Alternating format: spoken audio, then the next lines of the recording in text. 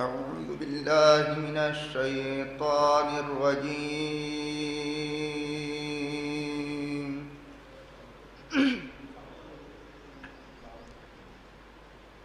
بسم الله الرحمن الرحيم.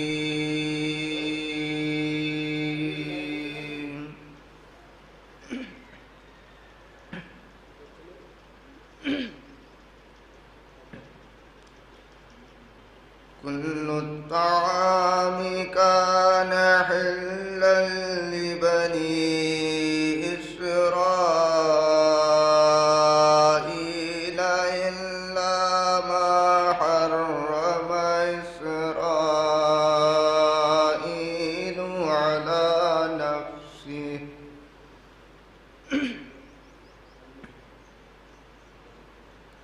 إلا ما حرم إسرائيل على نفسه من قبل أن تنزل التوراة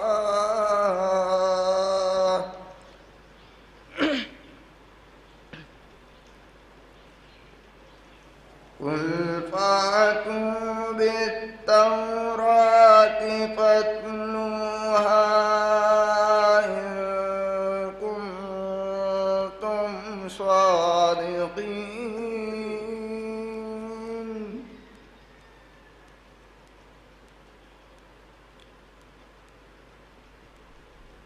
فمن افترى على الله الكذب من بعد ذلك فأولئك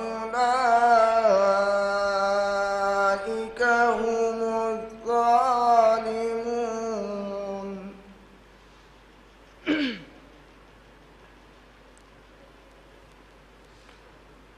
قل صدق الله فاتبعوا ملة إبراهيم حنيفا وما كان من المشركين.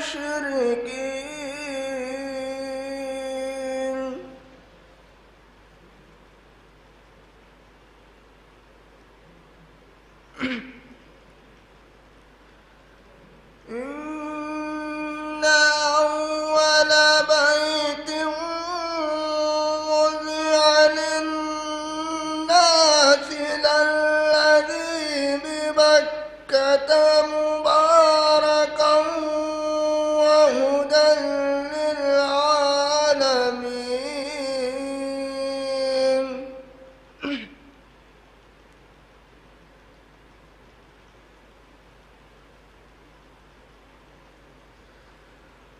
فيه آيات بينات مقام إبراهيم ومن دخله كان آمنا.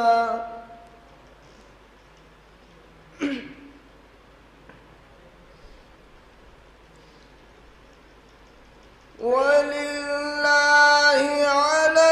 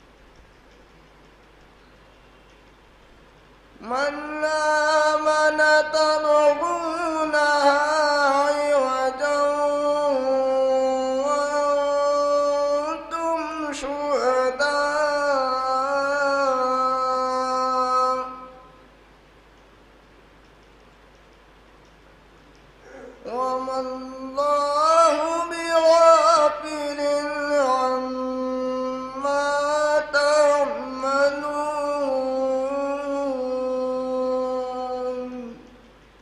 صدق الله العلي العظيم صلوات پڑھنے پر محمد وآل محمد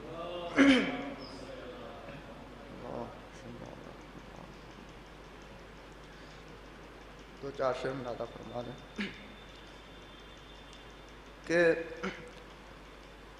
نام حیدر کی یہ اعجاز نمائی نہ گئی،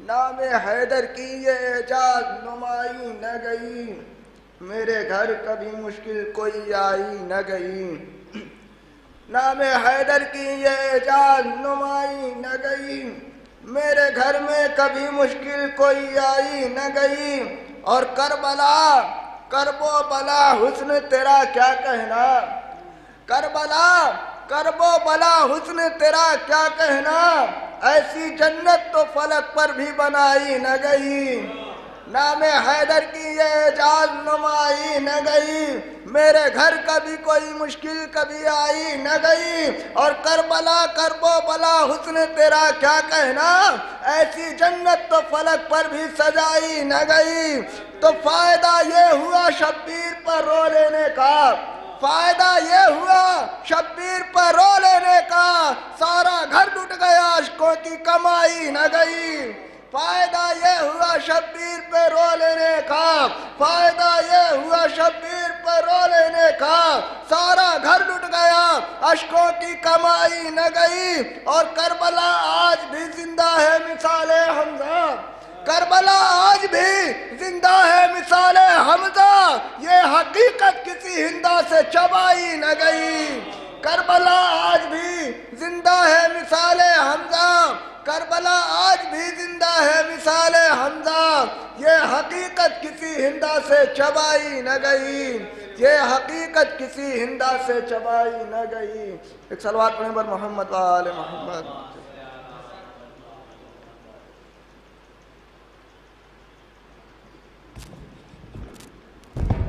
یہ تھے جناب امیر حمزہ صاحب جو تلاوت کلام پاک سے مجلس کا آغاز کیا۔ قطع سماعت فرمائیے گا کہ وہ کہہ رہے ہیں جیو ذکر مرتضیٰ کے بغیر، وہ کہہ رہے ہیں، سماعت فرمائیے گا حضرات، وہ کہہ رہے ہیں جیو ذکر مرتضیٰ کے بغیر، بتاؤ کیسے کوئی سانس لے ہوا کے بغیر، بتاؤ کیسے کوئی سانس لے ہوا کے بغیر، اور زمانے بھر میں فقط ایک در بطول کا ہے، زمانے بھر میں فقط ایک در بطول کا ہے، جہاں خیرات بھی ملتی ہے التجا کے بغیر، جہاں خیرات بھی ملتی ہے التجا کے بغیر، اور کہا خدا نے نبی سے پکارو حیدر کو، سماعت فرمائیے گا آپ حضرات، کہا خدا نے نبی سے پکارو حیدر کو، کہا خدا نے نبی سے پکارو حیدر کو، ارے کہیں ہوئی ہے فتح شاہ لا فتح کے بغیر، ارے کہیں ہوئی ہے فتح شاہ لا فتح کے بغیر، اور یہ کیسے بن گئے رضی اللہ اے میرے مولا، یہ کیسے بن گئے رضی اللہ اے میرے مولا، ارے جب کئی نبی نہ بنے جب تیری رضا کے بغیر، جب کئی نبی نہ بنے جب تیری رضا کے بغیر۔ آئیے میں آپ گزارش کرتا ہوں جناب زما زیدی صاحب سے کہ پیشخانی کے فرائض انجام دے۔ آواز بلند نعرہ صلوات۔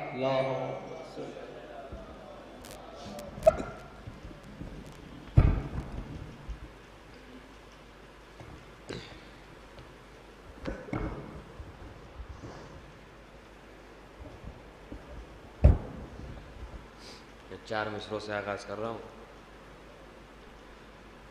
روزے عاشوراء کا پس منظر گزر جانے کے بعد،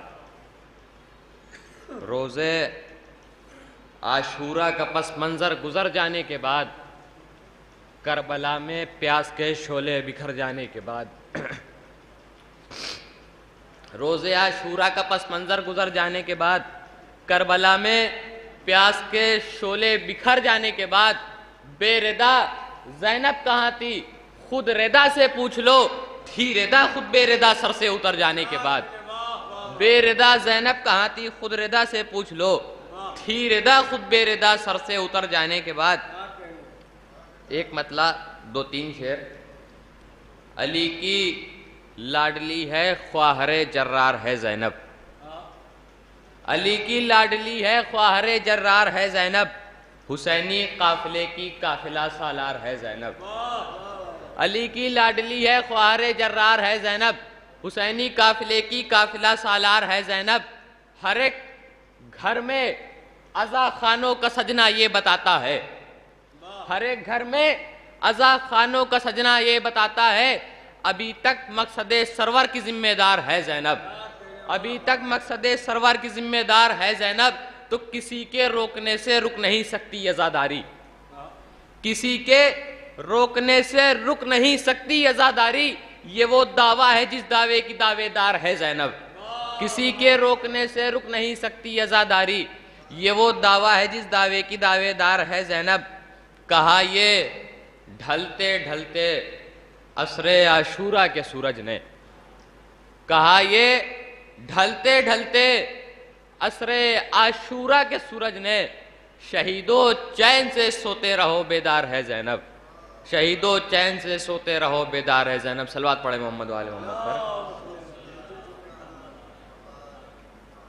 کہ بجز فرش عزا یہ معجزہ دیکھا نہیں جاتا، بجز فرش عزا یہ معجزہ دیکھا نہیں جاتا، کہیں قطرے کو لینے کے لیے دریا نہیں جاتا، بجز فرش عزا یہ معجزہ دیکھا نہیں جاتا، کہیں قطرے کو لینے کے لیے دریا نہیں جاتا، ردائے چھین لی جائیں تو لہجہ اوڑھ لیتے ہیں، یہاں وقت مصیبت ہو مگر پردہ نہیں جاتا، تو حبیب ابن مظاہر کی طرح لبیک واجب ہے۔ یہ شعر دیکھیے گا بطور خاص کہ حبیب ابن مظاہر کی طرح لبیک واجب ہے، امام وقت دے آواز تو سوچا نہیں جاتا، ذرا یہ سوچ لیتے باغ زہرہ چھیننے والے، جہاں ملتا ہے بے مانگے وہاں لوٹا نہیں جاتا، ذرا یہ سوچ لیتے باغ زہرہ چھیننے والے، جہاں ملتا ہے بے مانگے وہاں لوٹا نہیں جاتا۔ صلوات پڑھے محمد و آل محمد۔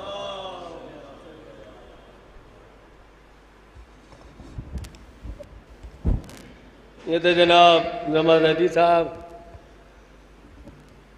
قطع ملاحظہ فرمائیے گا، آپ حضرات تھوڑا تھوڑا سا آگے آ جائیں، تنزیل عموم میں مولانا موصوف آنے والے ہیں، مجلس تو قطع فرمائیں گے استفا رضا صاحب مولانا، کہ جس نے در حسین پہ سجدہ نہیں کیا، جس نے در حسین پہ سجدہ نہیں کیا، خالق نے اس کے سر کو کبھی اونچا نہیں کیا، خالق نے اس کے سر کو کبھی اونچا نہیں کیا، اور قیمت بڑھا چڑھا کے لگائی گئی مگر، قیمت بڑھا چڑھا کے لگائی گئی مگر، ہم نے علی کے عشق کا سودا نہیں کیا، ہم نے علی کے عشق کا سودا نہیں کیا، اور پوری طرح سے مٹا دیا نام یزیدیت۔ سماعت فرمائیے گا آپ حضرات، پوری طرح سے مٹا دیا نام یزیدیت۔ زینب نے کوئی کام ادھورا نہیں کیا، زینب نے کوئی کام ادھورا نہیں کیا، اور جو شخص علی کی محبت میں مر گیا، جو شخص علی کی محبت میں مر گیا، علی نے اسے قبر میں تنہا نہیں کیا، علی نے اس کو قبر میں تنہا نہیں کیا۔ اب میں گزارش کرتا ہوں جناب مسلم صاحب سے کہ بارگاہ امام مظلوم میں نذرانے خراج عقیدت پیش کرے۔ مولانا موصوف تشریف لا چکے ہیں۔ نعرہ صلوات، اللہم صلی اللہ علیہ وسلم۔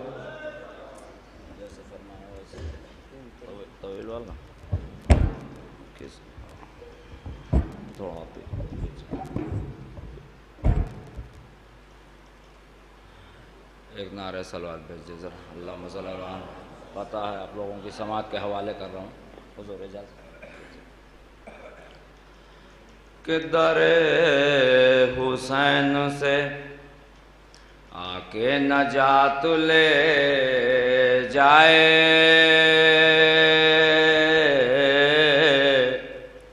در حسین سے آ کے نجات لے جائے، اور علی کے لال سے کل کائنات لے جائے.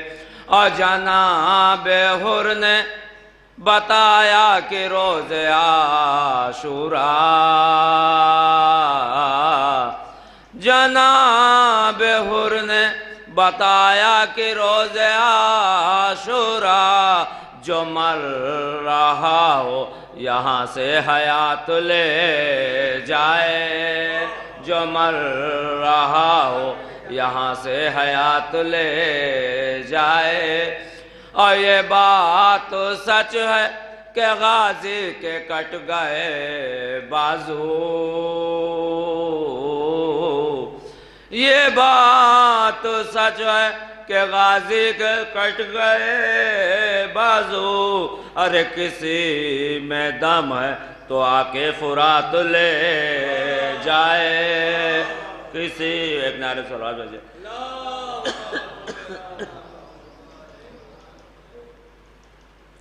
مولا عباس کا خط پیش کروں. کیسے بیاں کروں میں وہ منظر سمیٹ کر،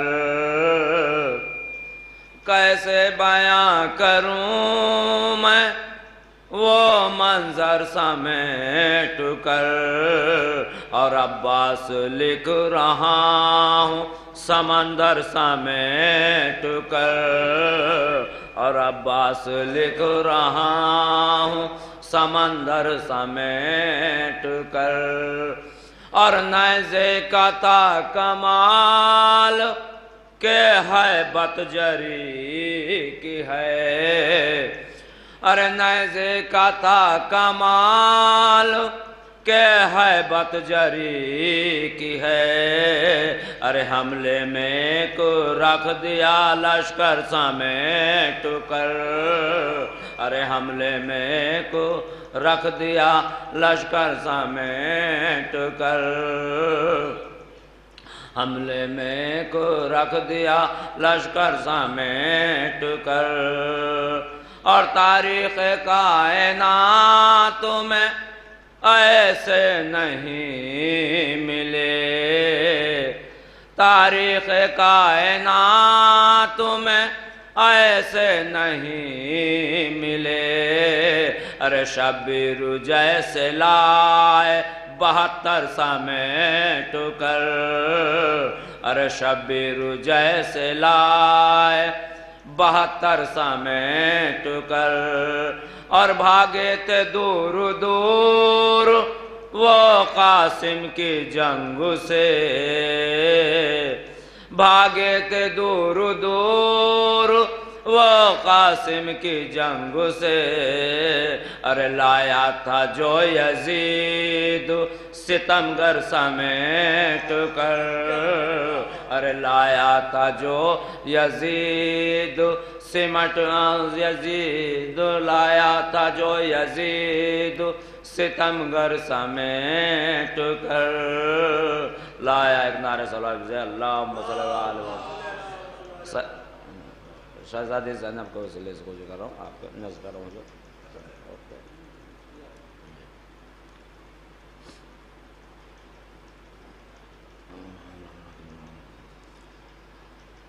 لاکھ مجبوری ہو لیکن یہ کبھی ممکن نہیں،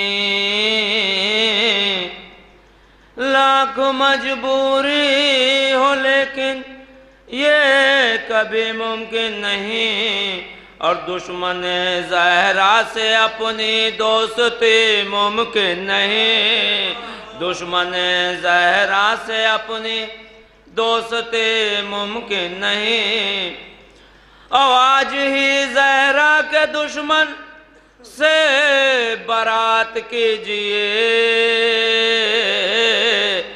آج ہی زہرا کے دشمن سے برات کیجئے، ارے بعد مرنے کے دوبارہ زندگی ممکن نہیں، بعد مرنے کے دوبارہ زندگی ممکن نہیں، اور بھیج دے گا دشمنوں کے ساتھ دوزخ میں خدا،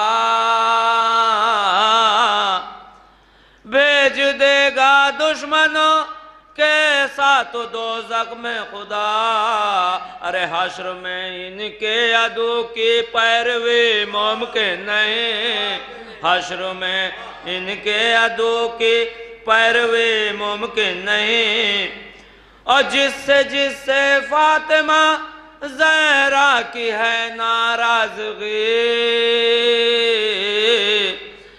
جس سے فاطمہ زہرا کی ہے ناراضگی، ارے بوئے جنت سونگ لے وہ ایک بھی ممکن نہیں، بوئے جنت سونگ لے وہ ایک بھی ممکن نہیں، جس سے فاطمہ زہرا کی ہے ناراضگی، بوئے جنت سونگ لے وہ ایک بھی ممکن نہیں، اور آئے ہیں سب پنجتن، یہ مومنین کے لیے، کہ آئے ہیں سب پنجتن کے چاہنے والے یہاں،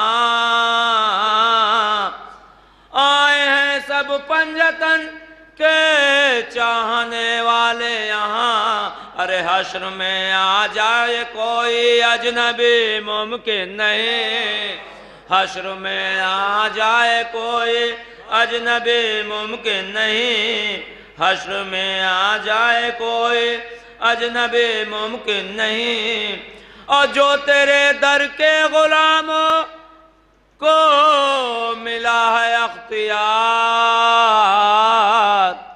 ارے جو تیرے در کے غلاموں کو ملا ہے اختیار، ارے دونوں عالم میں بھی ایسی افسری ممکن نہیں، دونوں عالم میں بھی ایسی افسری ممکن نہیں، دونوں عالم میں بھی ایسی افسری ممکن نہیں، اور سامنے غر آئے تطہیر کی لفظیں نہ ہوں، شہزادی فاطمہ ذرا کہ سامنے غر آئے تطہیر کی لفظیں نہ ہوں، ارے شاہزادی کے لیے ایک شعر بھی ممکن نہیں، شاہزادی کے لیے ایک شعر بھی ممکن نہیں، شاہزادی کے لیے ایک شعر بھی ممکن نہیں، شعبہ مدحت میں مولا نے کیا ہے منتخب، شعبہ مدحت میں مولا نے کیا ہے منتخب، ارے ختم ہو جائے میری یہ نوکری ممکن نہیں، ختم ہو جائے میری یہ نوکری ممکن نہیں، آپ حضرات ذرا ایک سلوات بھیجیے، اللہم صلی اللہ محمد وآلہ اور شہزادی فاطمہ زہرا یا کسی ائمہ تارین علیہ السلام کی شان میں اگر دیکھیے مجلس کو دو مجلس اور محفل دو حصوں میں تقسیم کی گئی، مجلس عزا میں ہم کو شہزادی کے رومال میں آنسو پیش کرنے پڑتے ہیں، اور جب فضائل آل محمد ہو تو صلوات درود واہ کیونکہ ہر ایک چیز کو اللہم صلی اللہ محمد وآلہ محمد وعجل فرما، او قاتل او آپ کے ہونٹوں پہ ہو ارے قاتل زہرا کا نام، آپ کے ہونٹوں پہ ہو ارے قاتل زہرا کا نام، اور میرے لہجے میں ہو سنجیدگی ممکن نہیں، اور میرے لہجے میں ہو سنجیدگی ممکن نہیں، اور میرے لہجے میں ہو سنجیدگی ممکن نہیں، ایک نعرہ صلوات بھیجئے، اللہم صلی اللہ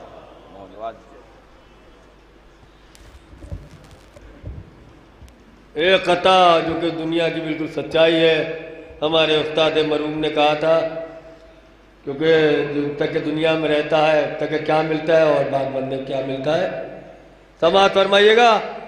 کہتے ہیں گر چاہتے ہو حشر میں پہچان زندگی، گر چاہتے ہو حشر میں پہچان زندگی، تو حاصل کرو حسین کی عرفان زندگی، اور طیب ولائے آل محمد کے فیض سے، طیب ولائے آل محمد کے فیض سے مرنے کے بعد ملتی ہے آسان زندگی، مرنے کے بعد ملتی ہے آسان زندگی۔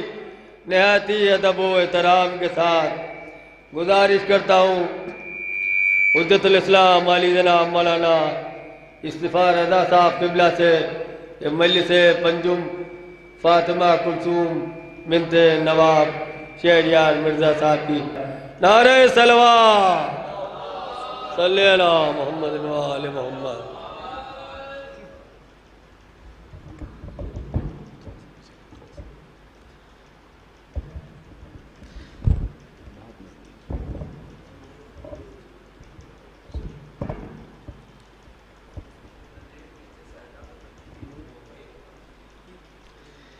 ایصال ثواب کے لیے ایک بار سورہ حمد اور 3 بار سورہ توحید کی تلاوت فرما کر مرحومہ فاطمہ خاتون بنت شہریار مرزا۔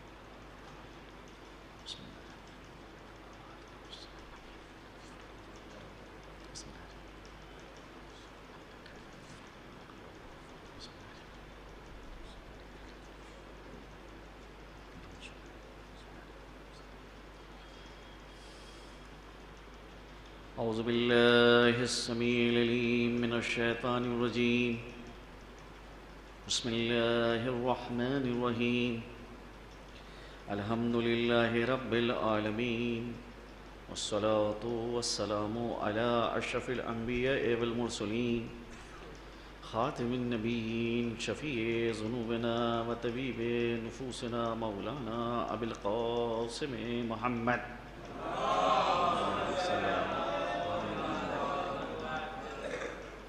وآلہ الطیبین الطاہرین، ولعنۃ اللہ علی اعدائہم اجمعین، من الآن الی قیام یوم الدین، اما بعد، وقد قال اللہ تبارک وتعالی فی کتابہ المبین، وہو اصدق الصادقین، وقولہ الحق۔ بسم اللہ الرحمن الرحیم، وَقَضَىٰ رَبُّكَ أَن لَّا تَعْبُدُوا إِلَّا إِيَّاهُ وَبِالْوَالِدَيْنِ إِحْسَانًا۔ صلوات بھیجیں محمد۔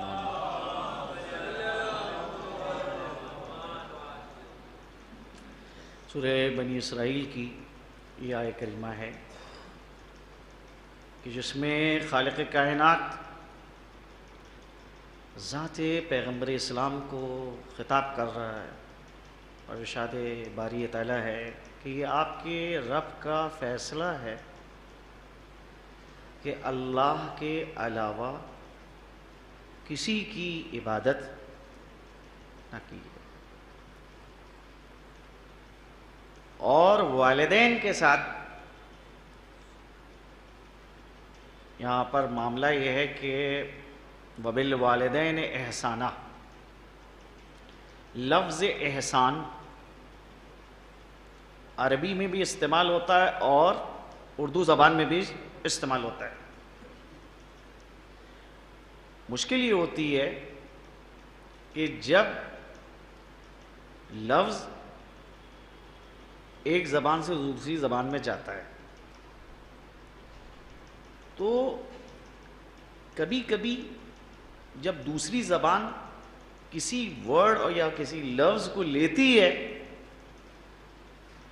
تو اس کے معنی کو بھی لیتی ہے، تنہا ظاہری طور پہ لفظ کو بھی لیتی ہے، تلفظ کو بھی لیتی ہے۔ اور کبھی یہ ہوتا ہے کہ صرف ظاہری لفظ کو لیا ہے، معنی وہ ایک الگ دیے جاتے ہیں۔ لفظ احسان عربی میں جس معنی میں استعمال ہوتا ہے اردو میں اس معنی میں نہیں استعمال ہوتا۔ اردو میں احسان کے معنی یہ ہیں کہ آپ کسی کے ساتھ اچھا سلوک کریں جس کا حق آپ کی گردن پہ نہیں نکلتا ہے۔ مثال کے طور کے اوپر آپ کسی کی پریشانی سے باخبر ہوئے، آپ جاتے ہیں اور جا کر اس کی مشکل کو حل کرتے ہیں۔ مصیبت کے وقت آپ اس کے کام آئیں، نہ اس سے آپ کی کوئی رشتہ داری ہے، نہ جو ہے وہ بہرحال کوئی اور حق آپ کی گردن پہ اس کا عائد ہوتا ہے، لیکن آپ نے انسانی دوستی کے تحت اس کی مشکل کو حل کر دیا۔ اب ایک شخص کو آپ نے مشکل سے جب باہر نکالا ہے تو وہ یہ کہتا ہے کہ بہت بڑا آپ نے میرے اوپر احسان کیا۔ تو احسان کے معنی کیا ہے؟ کہ کسی کے ساتھ اچھا سلوک کیا جائے جس کا حق میری گردن پہ نہیں ہے۔ عربی میں احسان کی یہ معنی نہیں ہے۔ عربی زبان میں جو اردو میں ہم احسان کو استعمال کرتے ہیں، لفظ احسان، عربی میں اس کے لیے ایک لفظ استعمال ہوتا ہے منت کا لفظ۔ چنانچہ قرآن نے اس لفظ کو استعمال کیا۔ مثال کے طور کے اوپر صاحبان ایمان کو خطاب کر کے اللہ سبحانہ و تعالیٰ ارشاد فرماتا ہے، یا ایھا الذین آمنوا لا تبطلوا صدقاتکم بالمن والاذی، اے صاحبان ایمان، اے مومنوں، اپنے نیک عمل کو، اپنی اچھائیوں کو احسان جتلا کر خراب مت کرو۔ قول معروف خیر من صدقۃ تتبعها اذی، قول معروف بہتر ہے اس صدقے سے، اس نیک عمل سے کہ جس نیک عمل کے ہمراہ اذیت کا پہلو پایا جاتا ہے۔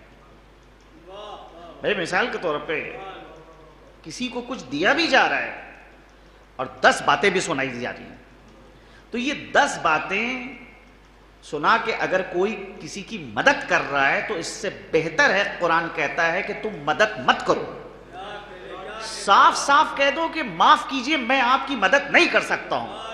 قرآن کہتا ہے اس کو قول معروف، یعنی ہم معافی مانگ لیں کہ میں مدد نہیں کر سکتا، یہ ہے قول معروف۔ کہ یہ قول معروف اس مدد سے بہتر ہے کہ جس مدد کے ساتھ اذیت کا پہلو پایا جاتا ہو یا احسان جتلایا جاتا ہو۔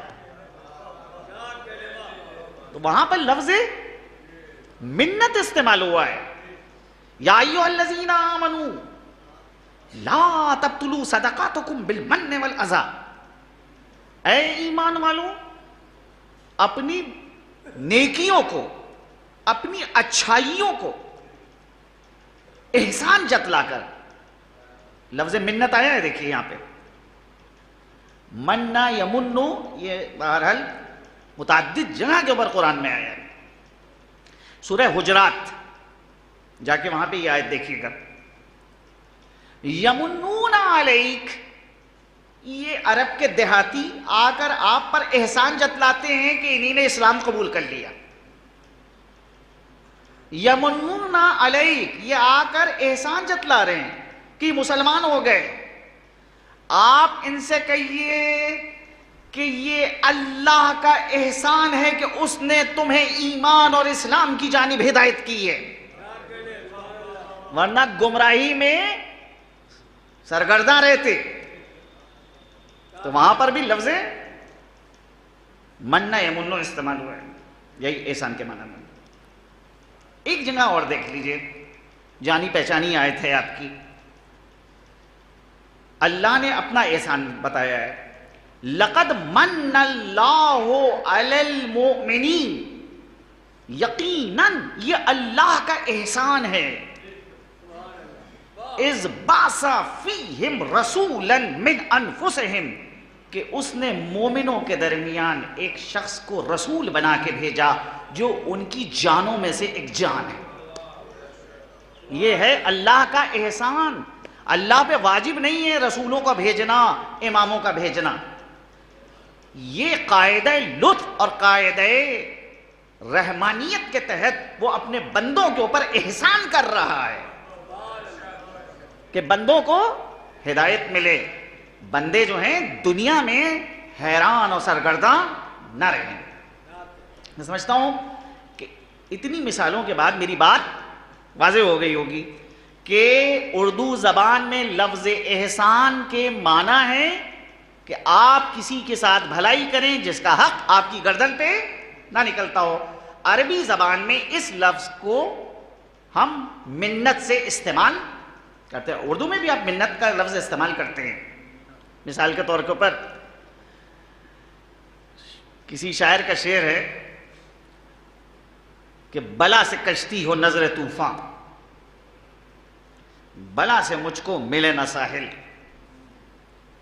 بلا سے کشتی ہو نظر طوفان، بلا سے مجھ کو ملے نہ ساحل، میں اس کی منت نہیں کروں گا، منا خدا ہے خدا نہیں ہے،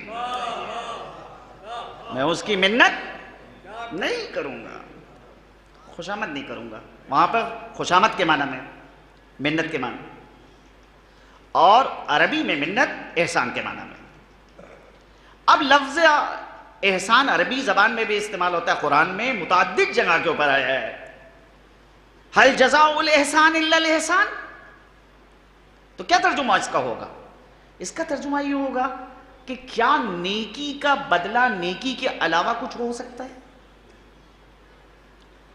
اب قرآن نے مثال کے طور کے اوپر یہاں پر جس آیت کو میں نے سرنامہ سخن قرار دیا کہ وَقَضَىٰ رَبُّكَ أَن لَا تَعْبُدُوا إِلَّا إِيَّاهُ، تمہارے رب کا یہ فیصلہ ہے کہ اس کے علاوہ کسی کی عبادت نہ کرو۔ وَبِالْوَالِدَيْنِ إِحْسَانًا، اب کیا کریے گا اردو میں ترجمہ؟ والدین کے ساتھ احسان کرو۔ ارے بھائی ان کا حق میری گردن پہ نکلتا ہے، ہم ان کے ساتھ احسان کریں گے۔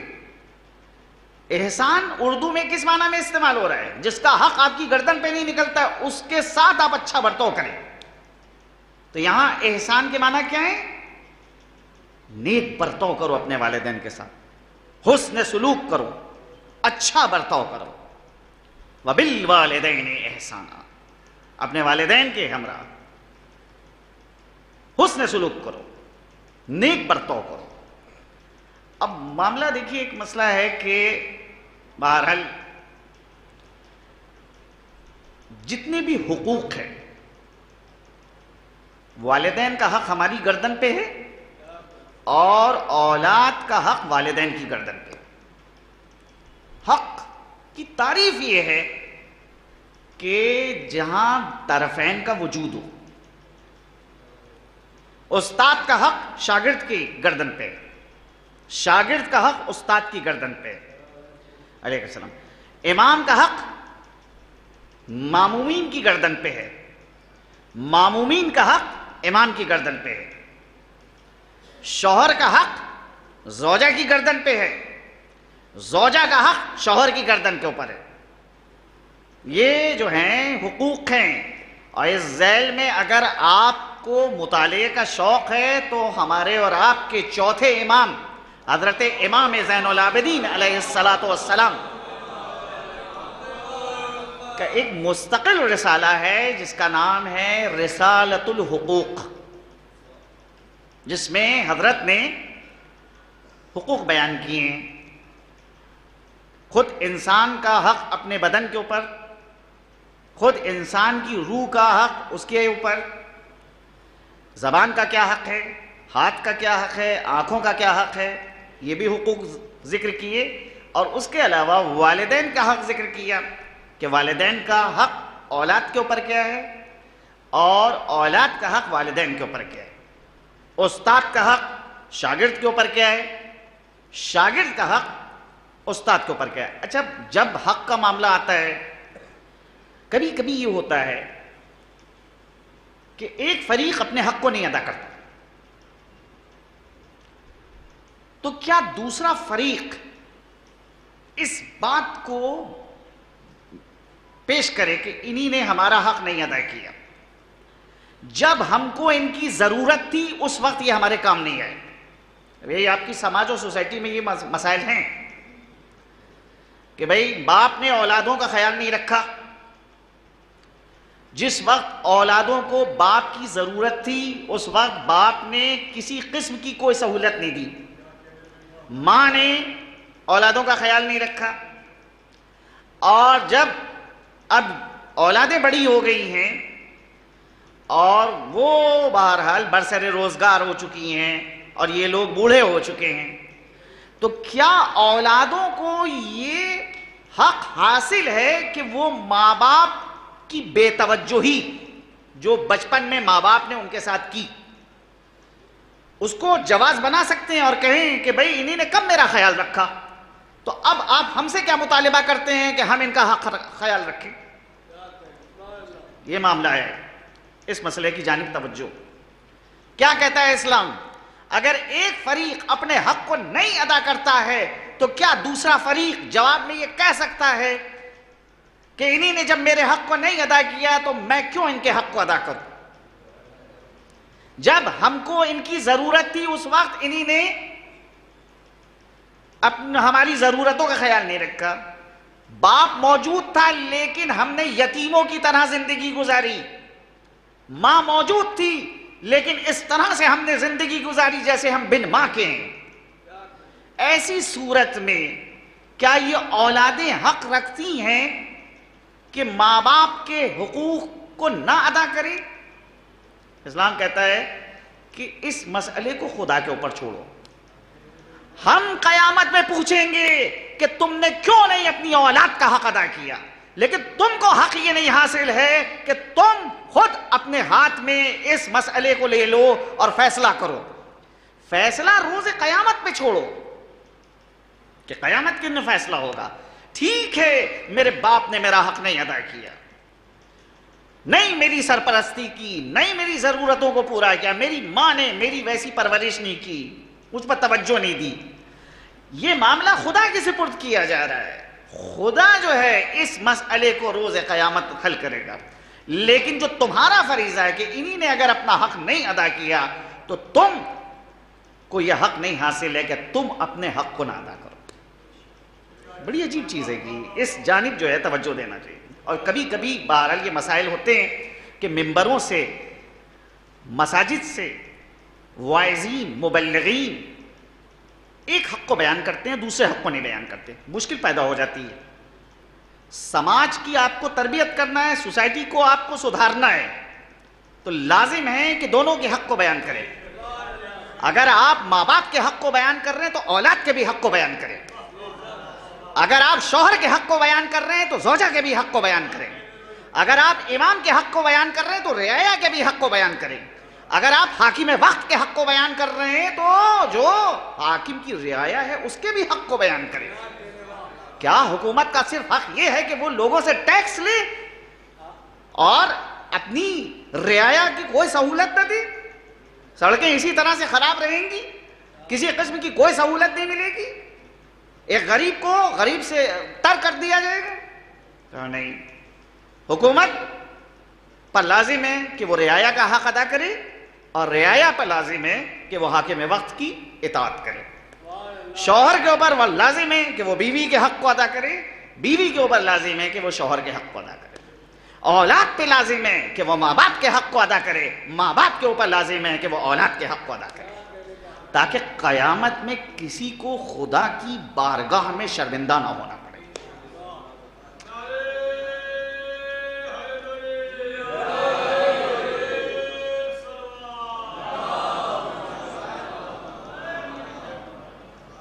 ایک بار اس سے بلند آواز سے صلوات بھیجیے۔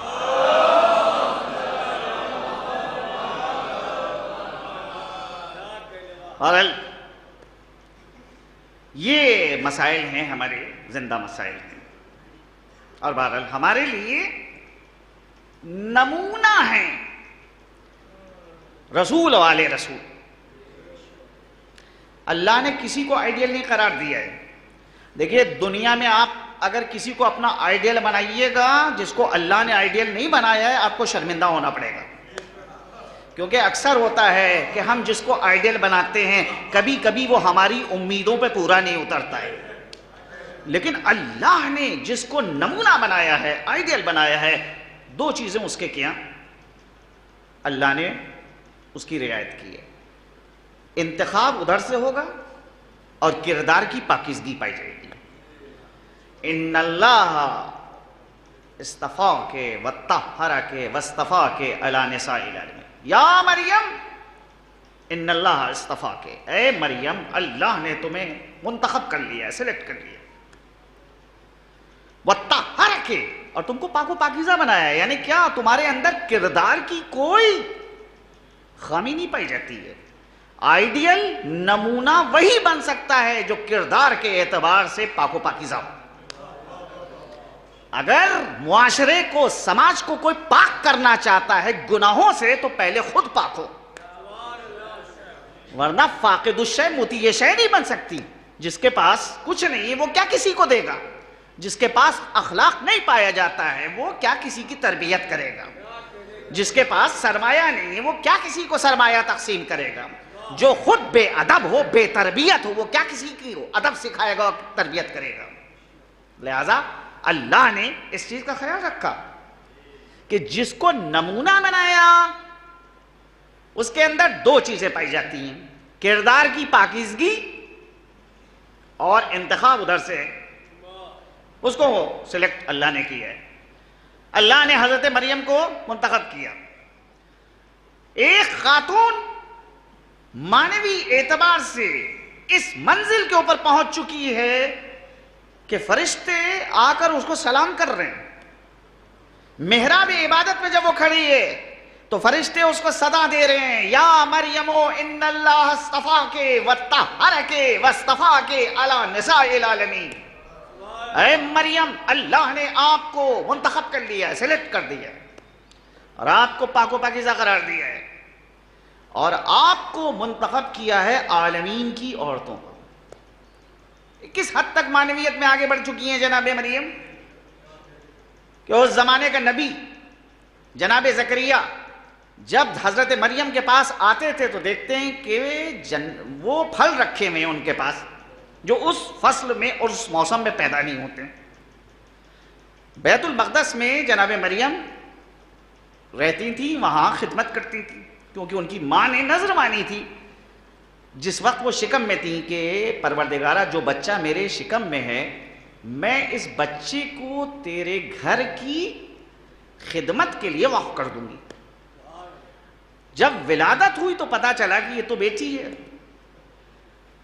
بہرحال حضرت عمران کی زوجہ جناب مریم کی والدہ نے اپنی نظر کو پورا کیا اور حضرت مریم کو بیت المقدس کہ جو آج دشمنوں کے نرغے میں گھرا ہوا ہے اس کی خدمت کے لیے وقف کر دیا. اب وہاں جناب مریم ایک حجرے میں ہیں اور وہ حجرہ باہر سے بند رہتا ہے. دن میں ایک بار حضرت زکریا آتے تھے، حجرے کو کھولتے تھے، جو ان کی ضرورتیں ہیں ان کو پورا کر دیتے تھے کہ بھئی کیا تم کو چاہیے، کھانے میں کیا چاہیے، کیا چیزیں چاہیے. دروازہ کھول کے جب آ رہے ہیں تو دیکھ رہے ہیں کہ یہاں کے اوپر وہ پھل رکھے ہوئے ہیں، وہ میوے رکھے ہوئے ہیں جو اس موسم میں نہیں پیدا ہوتے. قرآن کہتا ہے کہ حضرت زکریا آ کے کہتے ہیں یا مریم انا لک ھذا، اے مریم یہ سب کہاں سے آیا ہے؟ وہ پاک و پاکیزہ بیوی جواب دیتی ہے ھذہ من عند اللہ، یہ اللہ کیا سے آیا ہے. ان اللہ یرزق من یشاء بغیر حساب، اللہ جسے چاہتا ہے بغیر حساب کے عطا کرتا ہے. ہاں ایسی پاک و پاکیزہ بیوی اللہ نے اس کو نشانی قرار دیا، معجزہ قرار دیا لوگوں کے لیے اور ایک شرف بخشا کہ وہ ماں بن رہی ہیں کس کی؟ ایک اولی العزم نبی کی، حضرت عیسیٰ کی. بہرحال جناب مریم صرف خواتین کے ایک شعبے کے لیے نمونہ ہیں، آئیڈیل ہیں. شادی ہوئی نہیں لہذا نہیں بتا سکتی کہ شوہر کے ہمراہ زوجہ کو کیا سلوک کرنا چاہیے. جب دنیا میں آئیں تو باپ مر چکے تھے، شکم میں تھیں، اپنی ماں کے پیٹ میں تھی. اسی وقت ان کے حضرت عمران کا انتقال ہو چکا تھا. جناب عمران کے انتقال کے کچھ مہینوں کے بعد حضرت مریم کی ولادت ہوئی ہے. لہذا یہ بھی موقع نہیں کہ باپ کی خدمت کیسے کرنا چاہیے. ایک اللہ نے ان کو اعزاز بخشا کہ حضرت عیسیٰ کی والدہ ان کو بنایا. چنانچہ جناب مریم صرف یہ بتا سکتی ہیں کہ ایک ماں کو اپنی اولاد کی کیسے تربیت کرنا ہے، لیکن نہیں بتا سکتی کہ شوہر کے ساتھ زوجہ کو کیسا سلوک کرنا چاہیے اور بیٹی کو باپ کے ساتھ کیسا سلوک کرنا چاہیے، کس طرح سے اس کا حق ادا. بقول علامہ اقبال کہ مریم از یک نسبت عیسیٰ عزیز، از سے نسبت حضرت زہرا عزیز. مریم ایک نسبت سے عالمین کی عورتوں سے افضل ہیں، لیکن فاطمہ تین نسبتوں کی بنا پر عالمین کی عورتوں سے افضل ہیں. مریم صرف مادر عیسیٰ ہیں اس لیے قابل احترام، لیکن فاطمہ وہ ہیں جو خاتم النبیین کی بیٹی ہیں، سید الوصیین کی زوجہ ہیں، مادر حسنین ہیں. صلوات بھیجے محمد والے.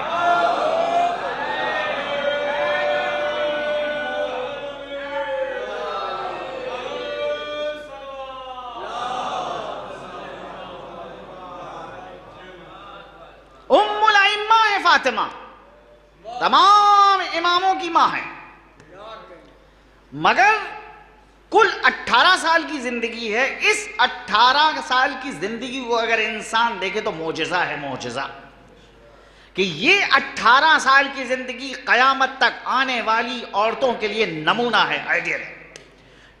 چاہے جتنا زیادہ تہذیبیں کروٹیں بدلیں، بھائی پرانی تہذیبیں ختم ہو رہی ہیں، نئی تہذیبیں وجود میں آ رہی ہیں. علم کا قافلہ چاہے جتنا آگے ترقی کرے، ہر زمانے کے لیے فاطمہ نمونہ ہے، آئیڈیل.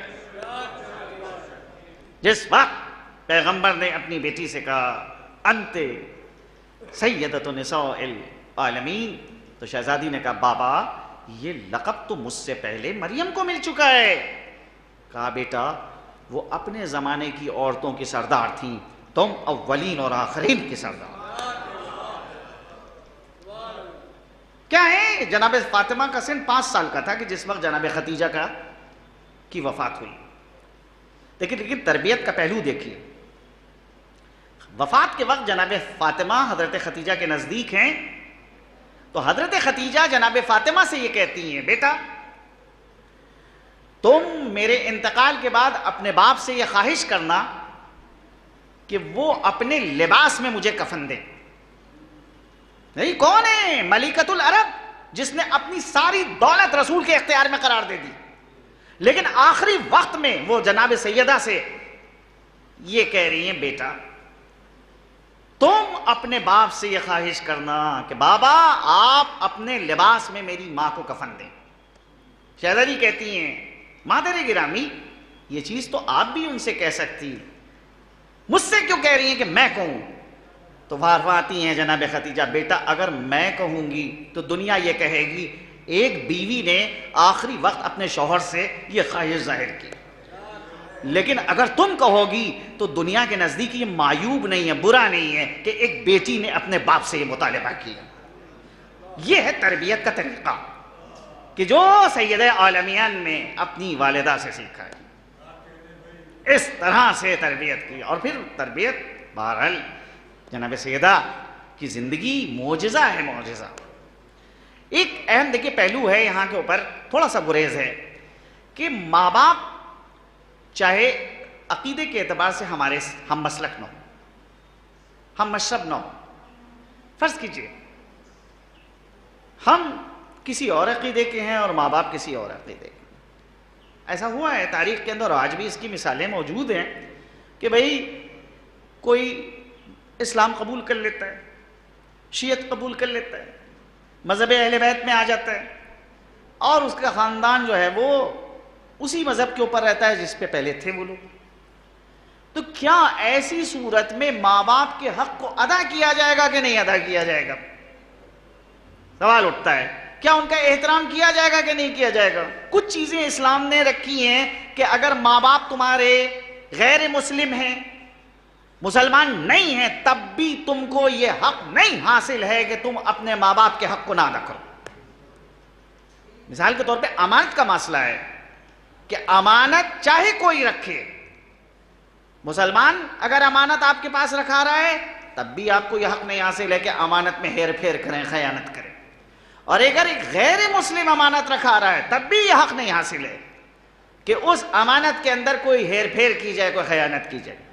ویسے ہی مسئلہ ہے کہ اگر ماں باپ ہمارے مذہب کے نہیں ہیں، کسی اور مذہب پر ہیں، کسی اور مسلک پہ ہیں، تب بھی اولاد کو یہ حق نہیں حاصل ہے کہ وہ اپنے ماں باپ کا احترام نہ کرے. نہیں، بہرحال ان کا احترام کرنا ہے. قرآن کہ جس نے ماں باپ کے احترام پہ بڑا زور دیا.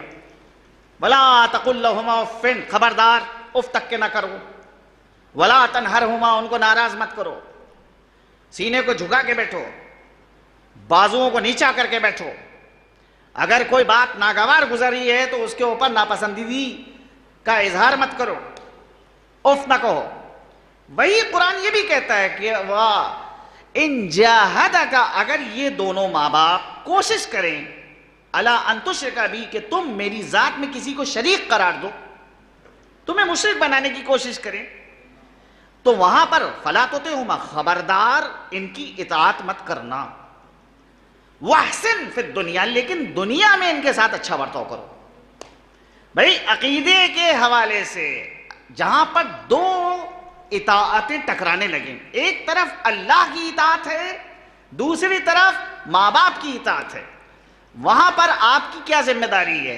اللہ کی اطاعت کی جائے گی، ماں باپ کی اطاعت نہیں کی جائے گی. لیکن جہاں دونوں اطاعتیں ٹکرا نہیں رہی ہیں، آپس میں تعرض نہیں ہو رہا ہے، آخری وقت تک کوشش یہ کرنا ہے کہ ہم کو ماں باپ کی اطاعت کرنا ہے. جہاں پر ٹکرائیں دو اطاعتیں، عقیدے کا مسئلہ آ جائے، عمل کا مسئلہ آ جائے اور ماں باپ روکے، تو وہاں کے اوپر بہرحال ان کی بات نہیں مانی جائے گی. لیکن اس کے معنی یہ نہیں ہے کہ توہین کی جائے، نہیں، ان کے ساتھ اچھا برتاؤ، اس نے سلوک کیا جائے گا. تو بہرحال مسلک اگر الگ ہوا جا رہا ہے، مشرب اگر الگ ہوا جا رہا ہے، اس سے کوئی فرق نہیں پڑتا ہے. شہزادی یہ کونین کہ جنہیں نے دنیا کے سامنے ایک نمونہ پیش کیا، اور بہرحال تاریخ میں ملتا ہے، تربیت کا انداز دیکھیے کہ حضرت امام حسن علیہ السلام وہاں مسجد میں جناب رسالت مآب کا خطبہ سنتے تھے، اور خطبہ سن کے گھر میں پورا خطبہ جناب شہزادی کو منوان سناتے تھے. تاریخ کہتی ہے کہ جناب شہزادی امام حسن سے روزانہ پیغمبر اسلام کا خطبہ سنتی تھی، اور جب جناب امیر آتے تھے تو ان سے خطبہ نقل کیا کہ بابا نے آج اپنے خطبے میں یہ بیان کیا، یہ بیان کیا. حضرت علی علیہ السلام ارشاد فرماتے، فاطمہ آپ تو گھر میں تھی، آپ کو کیسے پتا چلا کہ جناب رسالت مآب نے یہ چیزیں مسجد کے اندر بیان کری ہیں؟ تو شہزادی نے کہا میرا بڑا بیٹا حسن مجھ سے آ کے بابا کے پورے خطبے کو نقل کرتا ہے. جناب امیر کو اشتیاق پیدا ہوا کہ میں اپنے بیٹے کے بیان کو سنوں. چنانچہ ایک دن مسجد میں جیسے ہی رسالت مآب کا خطبہ تمام ہوا، اس سے پہلے کہ امام حسن گھر میں آئے، جناب امیر گھر کے اندر آ جاتے ہیں اور ایک گوشے میں روپوش ہو جاتے ہیں.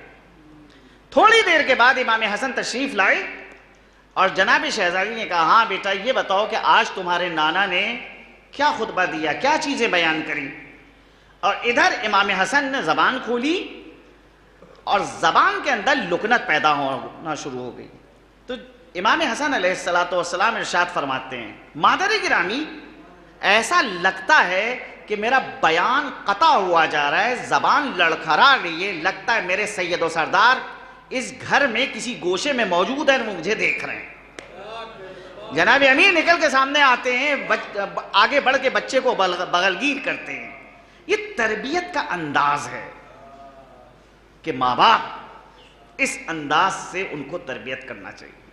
کیونکہ آپ مجلس میں بچے کو لے کر آ رہے ہیں تو بہرحال صرف مجلس میں شرکت کرانا ہی کافی نہیں ہے، بلکہ بعد میں آپ بچے سے پوچھیں کہ کیا پڑھا گیا تھا آج، یہ مجلس تمہارے کتنی سمجھ میں آئی. ہو سکتا ہے کہ بچہ آپ سے کہے کہ فلاں چیز میری سمجھ میں نہیں آئی، تو بھئی ذمہ داری ہے کہ آپ اس کے سامنے تشریح کریں. اگر مجلس میں ایک رسم کے تحت آپ شرکت کر رہے ہیں تو بچہ بھی وہی چیز سیکھے گا. مجلس رسم کے تحت نہیں ہوتی ہے، مجلس عبادت کے تحت ہوتی ہے. اس کو عنوان عبادت دیجئے. اگر عنوان عبادت دیجئے گا تو زندگی کے اندر تبدیلیاں واقع ہوں گی. صلوات بھیجیں محمد والے.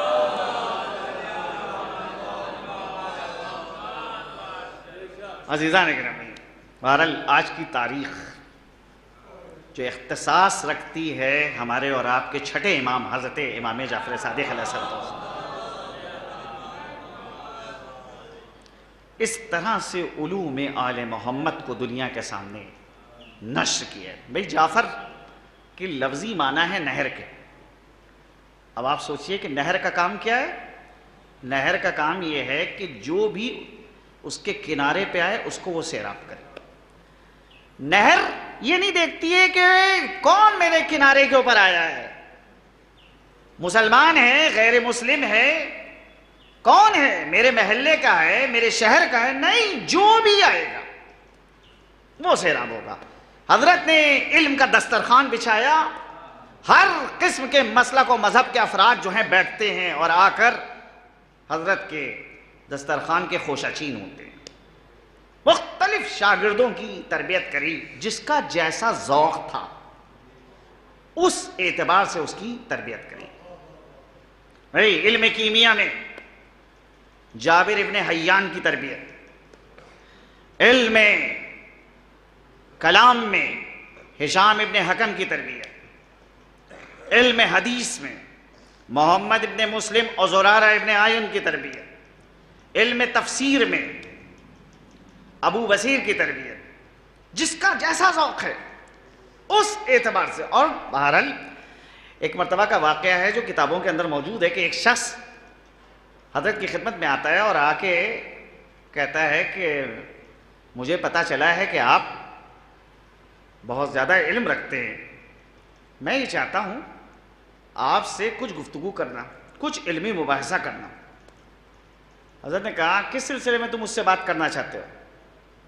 اس نے کہا عرب کی زبان پر، علم لغت پہ میں بات کرنا چاہتا ہوں. حضرت نے اپنے ایک شاگرد حمران سے کہا حمران تم اس سے بحث کرو. اس نے کہا کہ میں آپ سے بات کرنے کے لیے آیا ہوں، نہ کہ آپ کے شاگرد سے بات کرنے کے لیے آیا ہوں.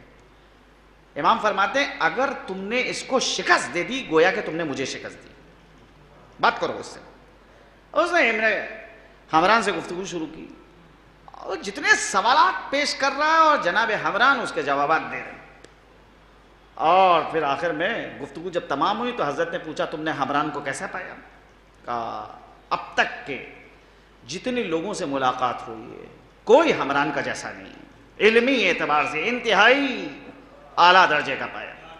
وہ کہتا ہے میں علم کلام کے حوالے سے گفتگو کرنا چاہتا ہوں، کلام الہی کے حوالے سے گفتگو کرنا چاہتا ہوں. حضرت کہتے ہیں ہشام تم اس سے بات کرو. وہ ہشام ابن حکم سے گفتگو کرتا ہے. جب مناظرہ علم کلام کے حوالے سے تمام ہوا وہ کہتا ہے کہ میں علم فقہ کے حوالے سے بات کرنا چاہتا ہوں.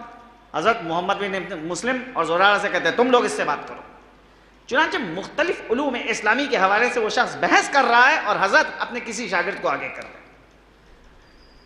چنانچہ جس کا جیسا ذوق تھا حضرت نے اس کی اس اعتبار سے تربیت کری. وہ مدینے کے اندر جو یونیورسٹی قائم کی تھی، عام طور کے اوپر علوم لوگ جو ہیں وہ مخفی رکھتے ہیں، لیکن یہ اہل بیت کا طریقہ ہے کہ جس طرح سے سورج اپنی روشنی کو پہنچانے میں تفریق نہیں کرتا ہے، اہل بیت بھی علم کی تقسیم کرنے میں کوئی تفریق نہیں کرتے. یہ نہیں کہتے کہ بھائی ہمارا ہے اس کو دیں گے، لیکن یہ ہمارا نہیں ہے، ہماری امامت کا قائل نہیں ہے، اس کو نہیں دیں گے. جو بھی آئے، اگر کوئی سوال پیش کر رہا ہے حضرت اس کے مشکل کو حل کر رہے ہیں. ایک شخص آتا ہے کہتا ہے فرزند رسول، میرے ماں باپ نے 20 سال تک میری سرپرستی کی اور میری خدمت کری. اب میرے ماں باپ بوڑھے ہو چکے ہیں اور 20 سال سے زائد عرصے سے میں ان کی خدمت کر رہا ہوں. آپ بتائیے کہ کیا میں نے ان کے حق کو ادا کر دیا؟ حضرت نے فرمایا واہ ہو تجھ پر، تو اپنی خدمات کو ماں باپ کی خدمات سے مقابلہ کر رہا ہے. تیرے ماں باپ نے جب تجھ کو تیری تربیت کری تھی تو ان کی نیت یہ تھی، غرض یہ تھی کہ تجھ کو پروان چڑھائیں، تجھے سن رشد تک پہنچائیں، تو کمال کی منزلوں کو طے کر. لیکن آج جب تو اپنے ماں باپ کی خدمت کر رہا ہے تو تجھے پتا ہے کہ اب یہ زیادہ دن دنیا میں نہیں ہے. تو دونوں کی نیت میں فرق ہے. ایک خدمت کر رہا ہے تو یہ اس نیت سے کر رہا ہے کہ میری اولاد آگے بڑھے، ترقی کرے، جوان ہو، اور ایک خدمت کر رہا ہے کہ جتنی زیادہ چاہوں میں خدمت کر لوں کو اب تو عنقریب یہ دنیا سے جانے والے. دونوں کی خدمتوں میں فرق ہے. ہاں، ایسی شخصیت کہ جس نے علوم کے دریا کو بہایا، دنیا کو اس کی خاموش زندگی بھی پسند نہیں، چنانچہ زہر دیا جاتا ہے. اور ائمہ طاہرین میں سب سے زیادہ کبیر السن ہے امام صادق علیہ السلام، اور سب سے زیادہ امام کی تشییع میں لوگوں نے شرکت کی. ایک بار کا واقعہ ہے کہ دشمنوں نے امام کے گھر میں آگ لگا دی. نتیجہ یہ ہوتا ہے کہ دوست جلدی سے نزدیک آتے ہیں اور گھر کے اندر جو افراد موجود تھے ان کو کوشش کرتے ہیں کہ سلامتی کے ساتھ آگ سے باہر نکالیں. جب سب گھر والے اس جلتے ہوئے گھر سے باہر آ گئے تو دوستوں نے کہا کہ الحمدللہ کسی کو بھی آگ نے نقصان نہیں پہنچایا. لیکن امام زار زار رونے لگے. کسی نے کہا مولا اس میں رونے کی کیا بات ہے، گھر میں آگ لگی لیکن آپ کے گھر میں کسی کو کوئی اس آگ سے نقصان نہیں پہنچا، سب محفوظ ہیں. کہا میں اس آگ کو دیکھ کے نہیں رو رہا ہوں، مجھے وہ آگ یاد آ رہی ہے جو رسول کے بعد رسول کے گھر کی بیٹی میں گھر میں لگائی. ہائے افسوس کہ جس گھر کے اوپر فرشتے بغیر اجازت کے نہ داخل ہوتے، اس گھر کے اوپر لکڑیاں جمع کی جا رہی ہیں. اور جب شہزادی کہتی ہیں کیا تم اس گھر میں آگ لگا دو گے؟ کہا ہاں ہم اس گھر میں آگ لگائیں. ارے اس گھر میں حسن و حسین بھی ہیں. کہا ہوا کریں. اللہ اکبر. اتنا تہدید نہیں کی گئی، دھمکی نہیں دی گئی، بلکہ اس کے اوپر عمل کیا گیا. دروازے میں آگ لگی اور اس کے بعد تاریخ کہتی ہے کہ جو واقعات رونما ہوئے. شہزادی ان حالات سے اتنا زیادہ کبیدہ خاطر تھی کہ جناب امیر سے جو وصیتیں کری ہیں ان وصیتوں میں کہا ہے اے علی شب کی تاریکی میں دیکھیے مجھے غسل دیجیے گا، شب کی تاریکی میں مجھے کفن پہنائیے گا اور شب کی تاریکی میں مجھے دفن کیجیے گا. اے علی میرے شہادت کے بعد میں جب دنیا سے گزر جاؤں گی تو آپ کو ایک شریک حیات کی ضرورت ہوگی. اے علی اگر میری بچوں کی کوئی بات اگر آپ کو کبھی ناگوار گزر جائے تو یہ سمجھ کے نظر انداز کر دیجیے گا کہ یہ بن ماں کے بچے ہیں، ان کو ان کی غلطی کے اوپر جو ہے کوئی سزا مت دیجیے گا. اے علی میری شہادت کے بعد میری قبر کے پاس آ کر آپ قرآن پڑھیے گا. خدا جانتا ہے کہ مجھے قرآن سے بے پناہ الفت ہے. جب جناب امیر کو فاطمہ کی گزرنے کی خبر دی گئی، علی جیسا شجاع اور بہادر اپنی کمر پکڑ لیتے ہیں، کہتے الان انکسر ظہری، ہائے افسوس کہ میری کمر ٹوٹ گئی۔ خانہ سیدہ اور مسجد کے درمیان کوئی زیادہ فاصلہ نہیں ہے، لیکن نہ معلوم کتنی بار علی ابن ابی طالب کو غش آیا۔ ہاں کس طرح سے گھر میں آتے ہیں، ایک طرف سے بچوں کو تسلی دے رہے، دلاسا دے رہے، دیکھو بلند آواز سے مت رونا، میں نہیں چاہتا کہ لوگوں کو پتا چلے کہ تمہاری ماں اس دنیا میں نہیں رہی، میں تمہاری ماں کی وصیت پہ عمل کرنا چاہتا ہوں۔ لیکن وہی علی جب فاطمہ کو غسل دے رہے تو چیخ مار کے روئے۔ سلمان کہتے ہیں یا علی آپ تو ہمیں روک رہے تھے کہ رو لیکن آہستہ رو، بلند آواز سے مت رو، آپ پر ایسی کیا گزری کہ آپ بلند آواز سے رو رہے ہیں؟ کہا اے سلمان ارے نہ پوچھو، جب میں فاطمہ کو غسل دے رہا تھا تو میں نے فاطمہ کے شکستہ پہلو کو دیکھا، بازو کے اوپر تازی آنے کے نشان کو دیکھا، آئے افسوس کہ فاطمہ نے اس مصیبت کو مجھ سے چھپایا۔ میں کہوں گا یا علی ذرا دل زینب سے پوچھئے، جب 11ویں محرم کو حسین کے لاشے کے نزدیک آئی ہے، کس حالت میں لاشے کو دیکھا ہے کہ سینے کی ہڈیاں ریزہ ریزہ ہو چکی ہیں۔ زینب آتی ہیں، آ کے کہتی ہیں انت اخی، کیا تو میرا بھائی ہے؟ انت ابن امی، ارے کیا تو میرا ماجایا ہے؟ ارے کیا تو وہی ہے کہ جس کو اماں نے چکیاں بھی؟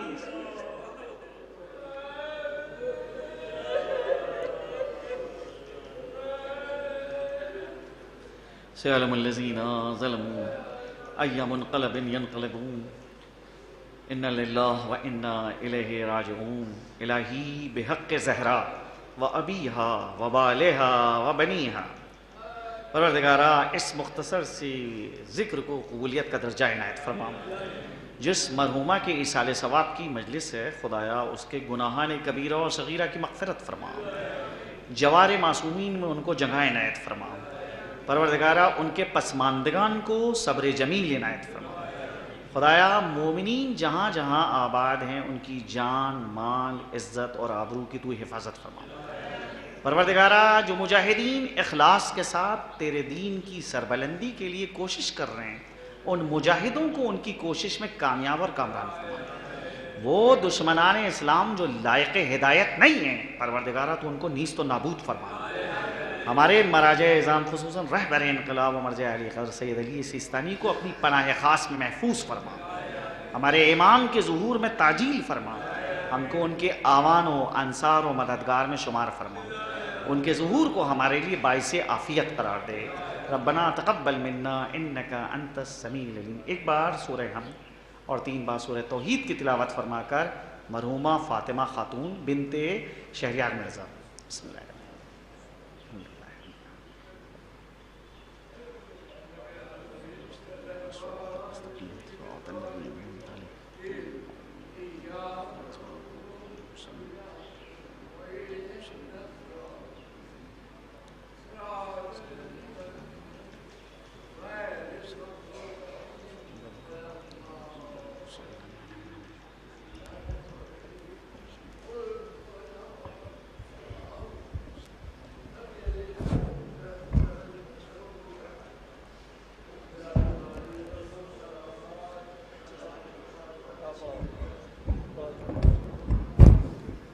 السلام علیکہ یا رسول اللہ، السلام علیکہ یا حبیب اللہ، السلام علیکہ یا ابا عبد اللہ، السلام علیکہ یا ابن رسول اللہ، السلام علیکم ورحمۃ اللہ وبرکاتہ، السلام علیکہ یا مولانا یا غریب الغرباء، السلام علیکہ یا معین الضعفاء والفقراء، السلام علیکہ یا شمس الشموس آنس النفوس ایھا المدفون بأرض طوس، السلام علیکہ یا سلطان العرب والعجم یا ابا الحسن یا علی ابن موسى الرضا ورحمۃ اللہ وبرکاتہ، السلام علیکہ یا مولانا یا صاحب العصر والزمان، السلام علیکہ یا خلیفۃ الرحمن، السلام علیکہ یا شریک القرآن، السلام علیکہ یا مظہر الایمان، السلام علیکہ یا امام زماننا ھذا عجل اللہ تعالی فرجک وسہل اللہ تعالی مخرجک وظہورک وجعلنا من اعوانک وانصارک ورحمۃ اللہ وبرکاتہ۔